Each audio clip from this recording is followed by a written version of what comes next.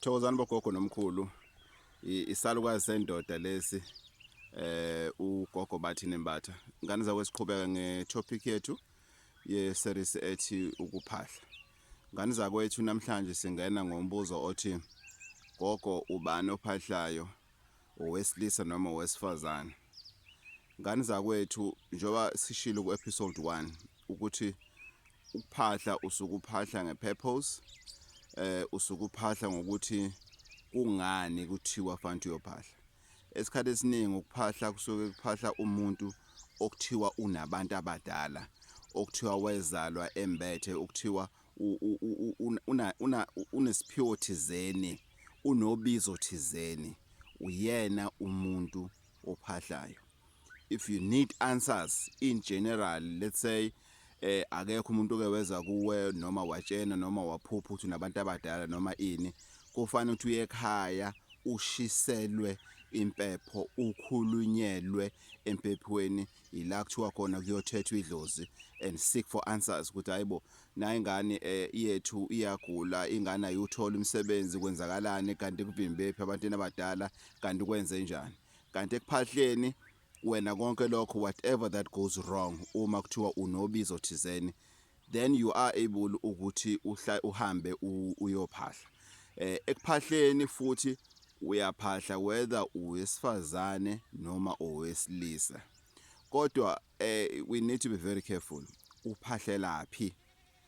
Awukwazi ukuphahlela emsamo wasekhaya noma endlini yangenhla yasekhaya noma la kushisela khona impepho sekhaya noma esibayeni, ngoba lezi ndawo esengibalile ulana ekuthethwa khona idlozi umnikazi wempepho. Mangithi umnikazi wempepho ngisho ukuthi umuntu okuyena oshisa impepho kuphi esimeni sasekhaya.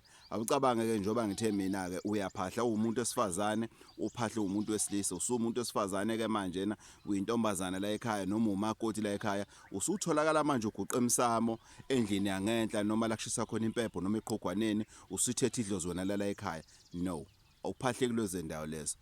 Uphahlela noma ikuphi makuthiwa uyaphahla, except one, la ulala khona ne-opposite sex, meaning la ula khona nomuntu othandana naye, la nenzela khona ucansi, awuphahleli lo ndawo leyo ngoba akuyona indawo ehlambulukile. Two, awuphahleli endlini yangenhla noma la kushisa khona impepho sekhaya njengoba ngishilo. Indawo zokuphahla ikamera lana onesho khona ukuthi uyilalela wedwa, akho boyfriend engenayo noma akho girlfriend engenayo, akho mikhuba eyenziwayo, ungakwazi ukuthi uphahle noma uphahle ngosuku lapho uwedwa khona, ngoba uma uphahla ngane zakwethu akuwona umsamo loyo. Ukuphahla la uphahlela khona akuwona umsamo loyo, yindawo osuka uphahlela kuyona, yindawo osuka uperforma that specific ritual at that particular time only. Akona ukuthi sokuyindawo permanent ukuthi kula ushisela khona impepho. No, awona umsamo indawo uphahlela kuyo.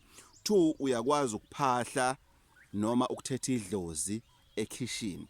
It's the best place for uma kuthiwa indawo awunayo ekitchen ukuthi ungaphahla noma ungathetha idlozi uphahlele khona.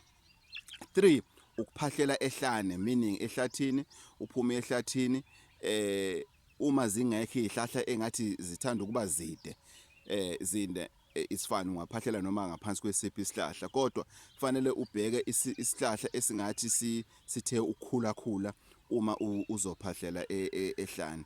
Kwesinye isikhathi uba sendaweni eyinkangala, bathini low felt, ungakwazi futhi ukuthi uphahlele noma ikuphi la usuku khona ngoba vele usuku ungena choice. Okunye la ungaphahlela khona sempomphomeni ku waterfall, la kune waterfall khona, ungakwazi futhi ukuthi uyophahlela phambi kwe waterfall. Enye indawo ungaphahlela kuyo kusolwandle, phambi kolwandle, ungakwazi futhi ukuthi uyophahlela phambi kolwandle.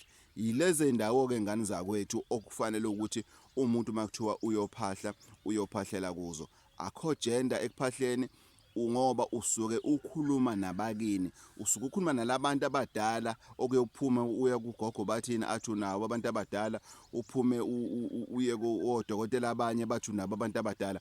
Yingakho kuthiwa kufanele ukuthi uhambe uyobaphahlela, meaning unelungelo lokuthi ube ne direct communications nabo. Kanti umuntu ongenalo ubizo kuzofanele ukuthi ayocela maka nenkinga anazo ukuthi ashisele impepho. Ingakho abanye abantu bathi akuhambe uye ekhaya konyoko ukuyoshisela impepho khona ukutholakala ukuthi isiphi isibusiso ongasithola. Kodwa makuthi unabantu abadala ama-answers amaningi asuke kuwena. Ngani zakwethu, that was our episode 2 lapho sikhuluma khona ukuthi ubani ongaliphahla ongaphahla aphahlele kuphi, kukuphi lana ongafanelanga uphahle khona, kukuphi lana ongaphahlela khona. Ama choices maningi, kodwa makuthiwa ushisa impepho, uthetha idlozi, kunendawo ezi-specific. Kodwa le series akuyona eyempepho. Ku-series yempepho soqhubeka empephweni lapho. Angifuni sihlanganise lezi zinto lezi. Manje sikhuluma ngani ngokuphahla. Ngani zakwethu, uGogo Bathini Mbatha empangeni 083 533 9183 083 533 9183. Kusasa ke ngani zakwethu, we going to our next episode 3 lapho sokhuluma khona ukuthi kuphahlwa kanjani ngoba kwenze njani. Kusasa kuphahlwa kanjani, how do you uphahla, how do you do it ukuphahla? Do you just go there and go down on your knees and say bagogo mamelani lana yazi lento eniyenzayo angizwisisi or what? Okay, stay tuned. Gogo Bathini Mbatha 083 533 9183 083 533 9183. I'm also available on Facebook, Gogo Bathini Mbatha page, Gogo Bathini Mbatha page on Facebook. Please like the page, subscribe on this channel. Ngani zakwethu, very excited. Very excited.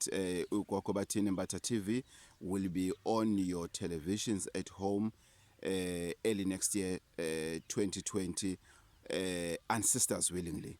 Gogo Bathini Mbatha on YouTube channel, Gogo Bathini Mbatha 083 533 9183. Ukuphahla. Ngani zakwethu, please tell others to also subscribe to this interesting channel.